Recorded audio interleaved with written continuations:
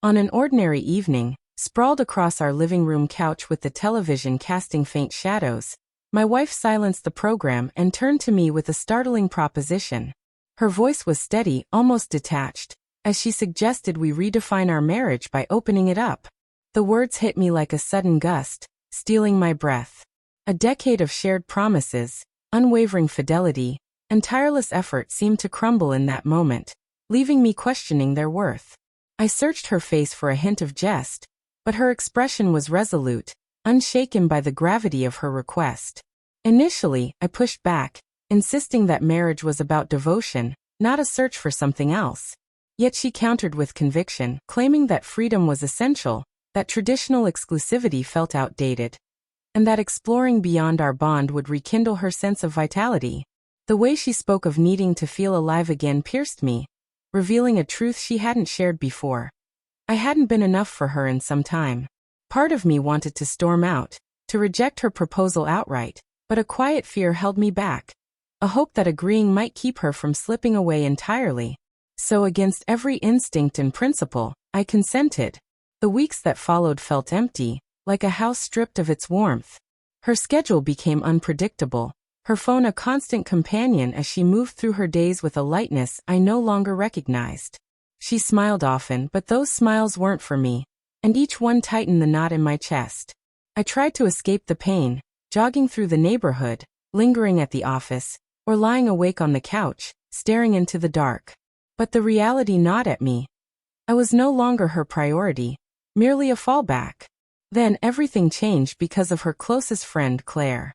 A fixture in our lives since before we exchanged vows, Claire had shared in our joys and struggles, always present at celebrations and milestones.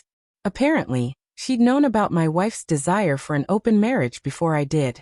One night, after my wife left with a fleeting peck on my cheek, I sat on the porch, grappling with my fading sense of self. Claire's car pulled into the driveway, and she approached, her gaze searching my face. "You don't seem all right," she said gently. I managed a weak smile and asked, "How would you feel if the person you loved wanted to be free of you?" Her face clouded with something like anger. "She's chasing a fantasy, not freedom," she replied, her words cutting through my defenses. I confessed my confusion, my shame, my loss of identity. Claire didn't offer hollow reassurances or judgment. She simply sat with me, her presence a quiet promise that I wasn't alone in my pain. When she stood to leave, she paused, her voice firm yet kind. "Don't let her recklessness pull you under. You deserve someone who truly sees you." Her words echoed in my mind long after she left. Soon Claire returned, this time with takeout containers and a playful jab. "Cereal every night isn't a meal plan." We sat at the kitchen table, eating noodles from plastic trays, and for the first time in weeks, I felt a spark of joy. Her visits became a lifeline. Sometimes she'd drop by to check on me, other times to coax me out of my spiraling thoughts. We'd walk through the neighborhood, sit in her car with music filling the silence, or talk about anything but my unraveling marriage. Gradually, I began to reclaim pieces of myself, not just as a discarded spouse, but as a person with worth and desires. Then came a night that shifted my world. My wife was out again, pursuing her newfound liberty, and I was on the porch when Claire appeared, her eyes weary but warm. She sat close, our shoulders brushing. "You can't keep existing like this," she said softly. "I don't know any other way," I admitted, my voice raw. She turned to me, her gaze unwavering. "You do.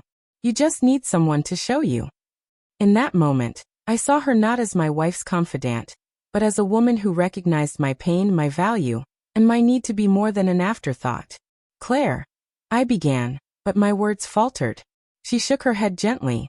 "You don't need to say it. Just know you're not unseen." That night, I understood that my wife's choice to open our marriage had unintended consequences. She'd revealed who truly cared about me.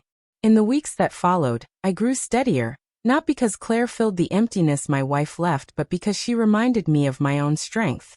She showed me that betrayal didn't define my story.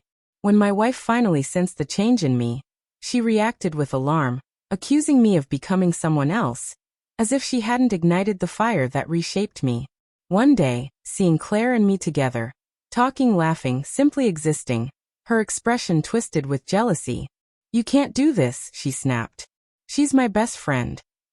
I met her gaze with a calm I hadn't known I possessed. "You wanted freedom," I said evenly. "I found mine." The truth silenced her.